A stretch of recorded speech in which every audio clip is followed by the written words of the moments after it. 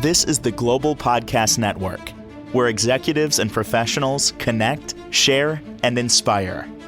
Stay tuned for the conversations that drive success.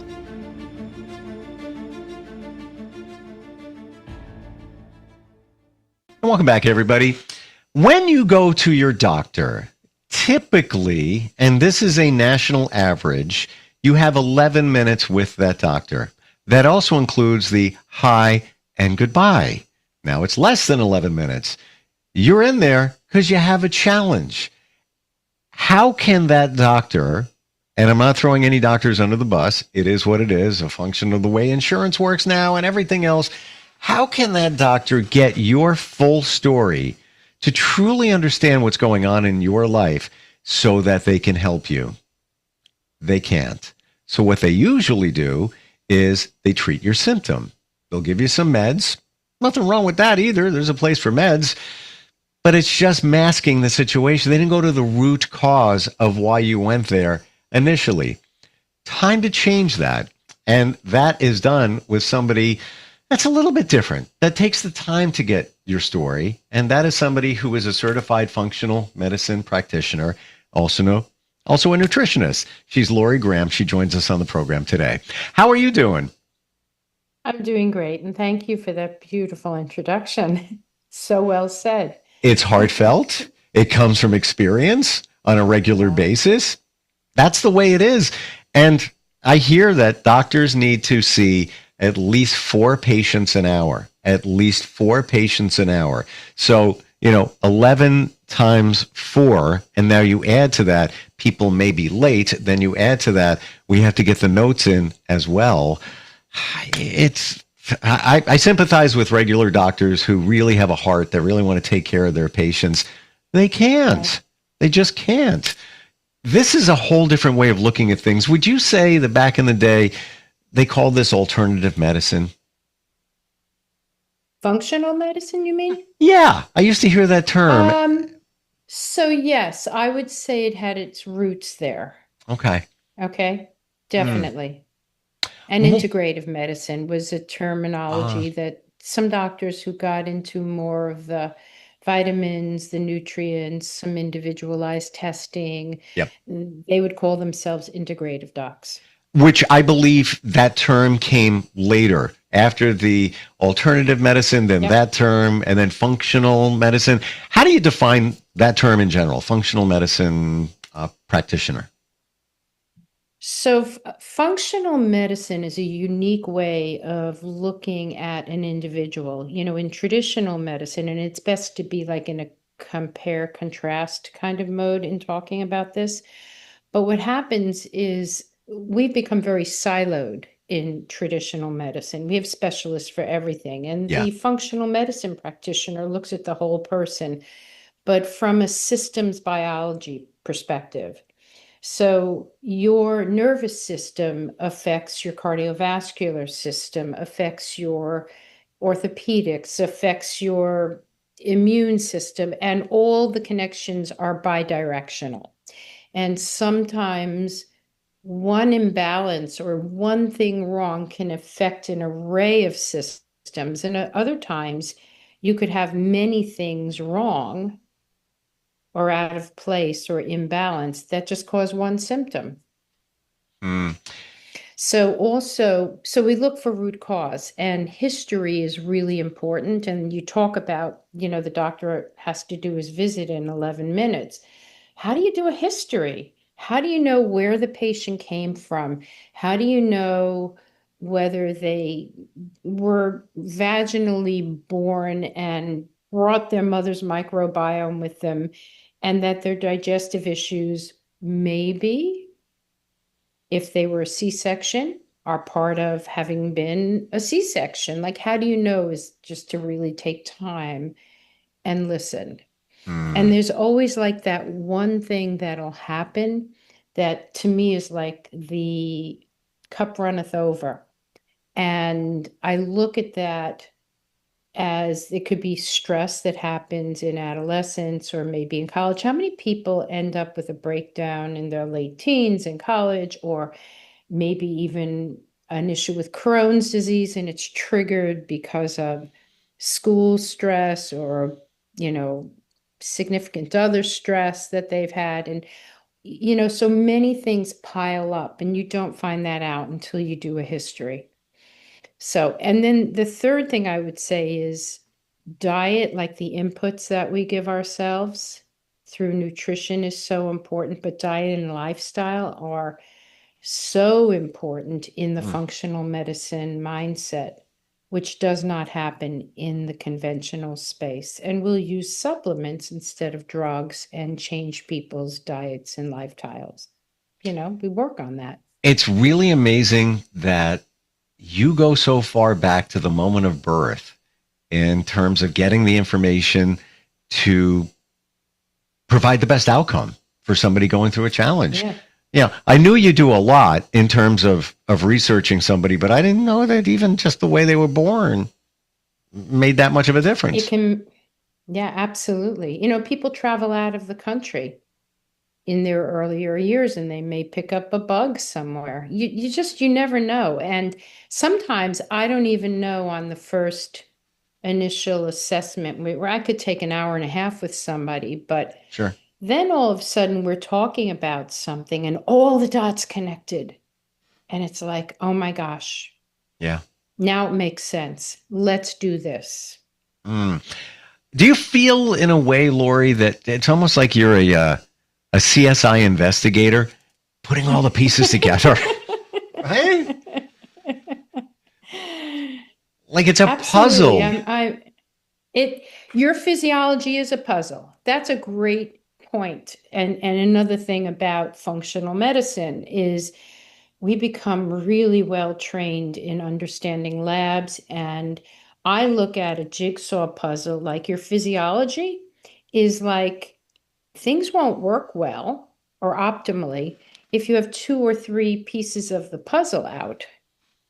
And so, like, if it's just about increasing your vitamin D, or maybe you have a genetic polymorphism and you can't convert folic acid into folate, Mm. as an example, we find these things out and you put the pieces of the puzzle back in place, and that's what you're looking at, you know, What over about and over and over labs? again. You know, labs, I'm sure there's a place for them as well, right?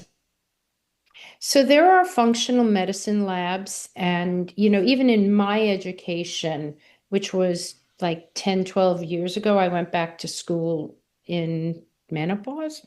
But one of the things I would say is I've learned in my journey as a woman, aging, learning how to read even more labs and advocating we as women. So can I talk about this now? Is this okay? Please, absolutely. To go into like, so women are like the forgotten sex when it comes to all the studies that were done and the recommendations that are made with drugs and everything like that. So they studied men and women's physiology. We change every decade. Every decade, there's something different going on with our hormones, and that affects our physiology. So now we go back to the question when we're looking at labs, patients often get labs from me that I ask for them to get run, and doctors will say things like, your insurance won't cover it, or I don't know why you need this. Mm. But what I learned in my functional medicine training is to go deeper. So if I'm looking at a cardiovascular lab, I want to look at HSCRP, which marks for inflammation. I want to look at a marker called LPPLA2, which looks at plaque that might be building in our blood vessels. I want to look at oxidative stress, like in the LDL, which is more heart disease promoting. So there are deeper labs, and you have to advocate for yourself. So Mm. case in point, my husband took a lab that I had that had both the diagnostic codes and had the actual lab test codes. And in the communication with the doctor, he only ran 2 or 3 of the labs. And he didn't look down below where all the supporting data was. I made it easy. And this Wow. happens.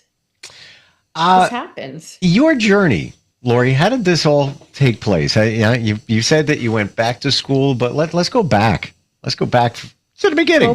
Go back. So I grew up in the 50s and 60s, and we had that whole butter is bad for you, margarine is good for you. Oh my God. I look back at some of that stuff now, and like we bought into it. Remember Fabio? I'm Fabio. I can't believe it's not butter. To get us away from using butter. So now we're sucking down these chemicals, and now it's a complete reverse. And I have a fitness diet friend who I met like 20 years ago, and he used to say, "Yeah, no butter, no butter," and he reversed the whole thing. Yeah, butter. Make sure you use butter and get off these chemicals and such. And then Grass fed. then the beef thing came along, where it's like, oh no, red meat causes cardiovascular issues, and on and on and on. Yeah, I remember them. Right. And what they found when they looked at the studies was the trans fat that was in the margarine was what was really causing more heart disease, not the saturated fat of the butter. Right. It was a trans fat. It was all marketing.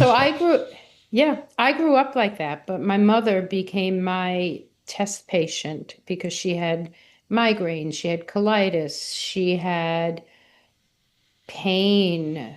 When I was in my teens, I remember them diagnosing her with, oh my gosh, it was an ulcer that ulcerated through the back wall of her stomach onto her pancreas. They took out, her spleen and her pancreas. And I didn't understand all that back then, but I went to school as an occupational therapist, which is the traditional, model for fix it after it's broken. And I was doing home care, and I would go into my patients' homes, and their kids would bring them donuts and bagels and rolls. And, you wonder why these people can't get off the chair. They can't get up. And my parallel life was, I was a runner, I was a triathlete, I ate many versions of plant forward and plant vegan, raw vegan. I did everything, but in my mid-50s, I just said, I can't do this anymore. And my naturopath recommended functional medicine. And my first conference, I remember going to in New York City, and I had felt like I'd come home. Wow.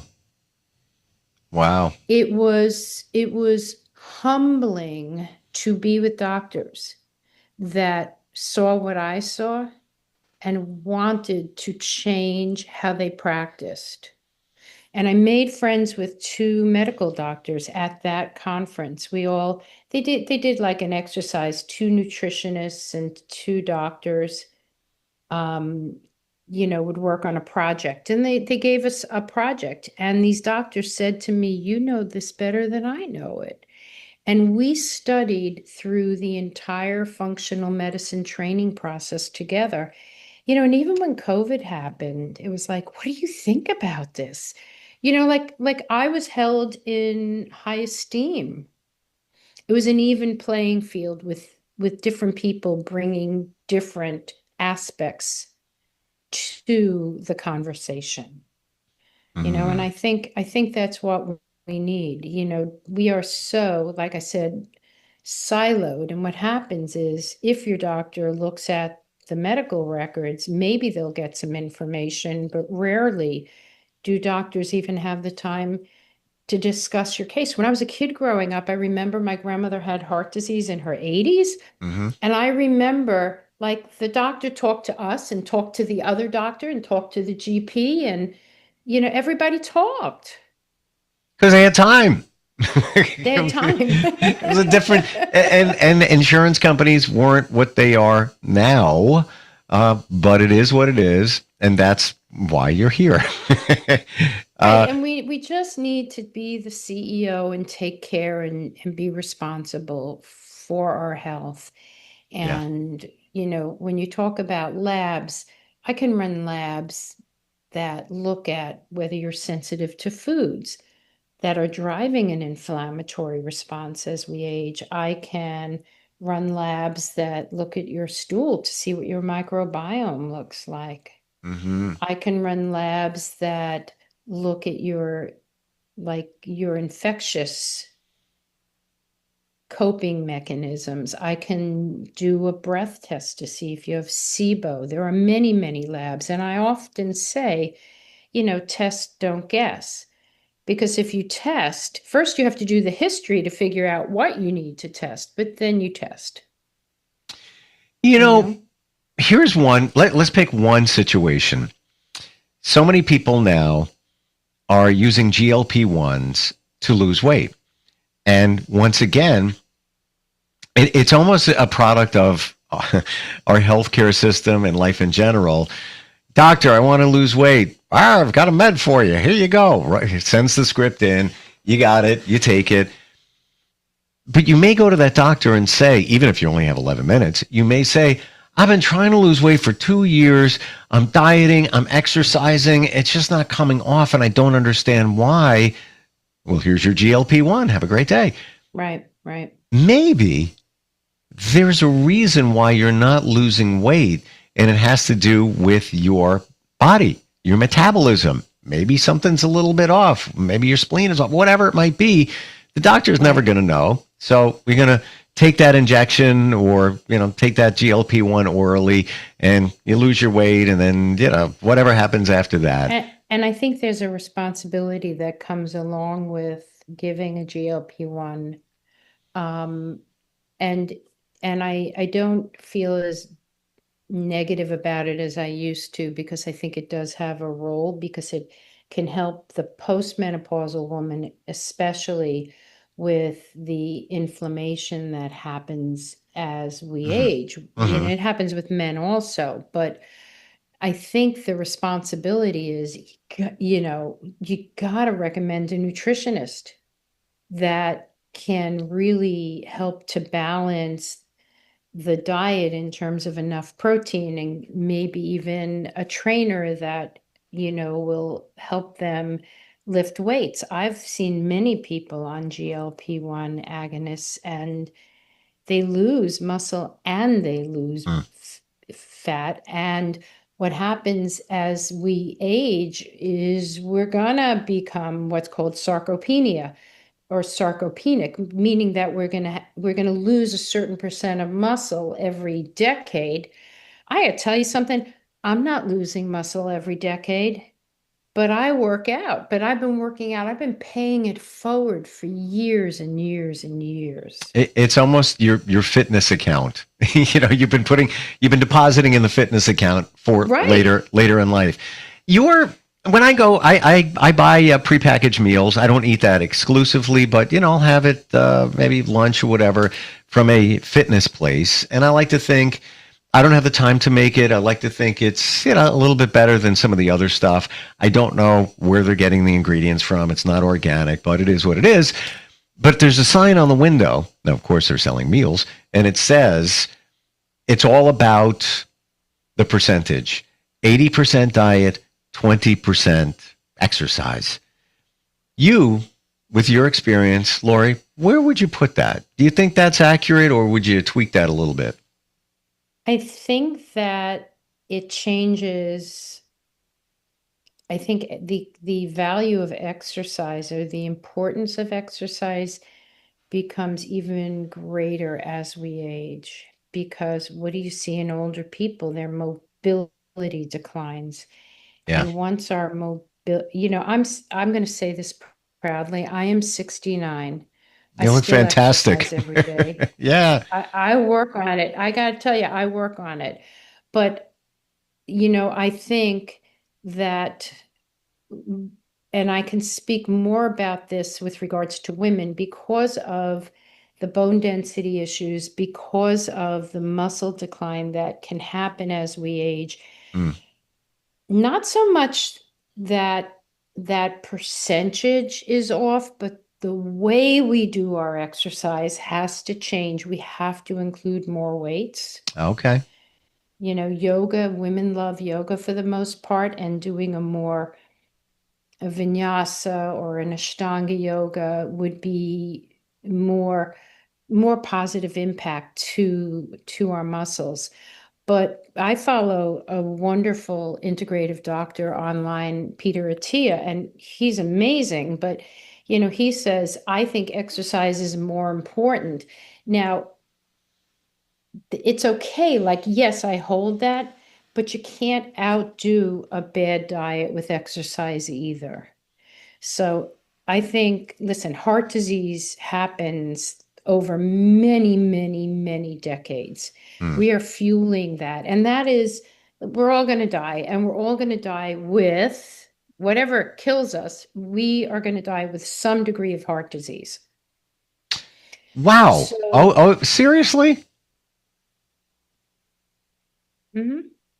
So Heart what you're disease is the number one killer, but I don't think, just like COVID, and this is a little taboo, but saying people died with COVID is very different than saying people died from COVID. People had other comorbidities. That's 100%. the distinction I'm making. I Okay, totally so got it. the comorbidities, right, and you may have an accident, or you may have a fall, you may have a UTI, but there's some heart disease going on. I want to And get so, clarification on that right there.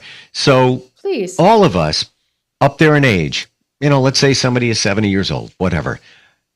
Are you saying that there is, even if they're the most healthiest person on the planet, their labs come back great, they don't have calcium deposits that are apparent, they're taking care of themselves, going to a cardiologist, are you saying that all of us will have some form, it could be very minor, of heart disease?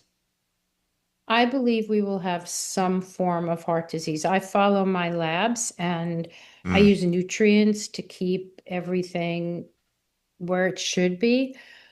But by the time, if I live into my 90s or into 100, I'm probably going to have some heart disease. That is, or some vessel disease.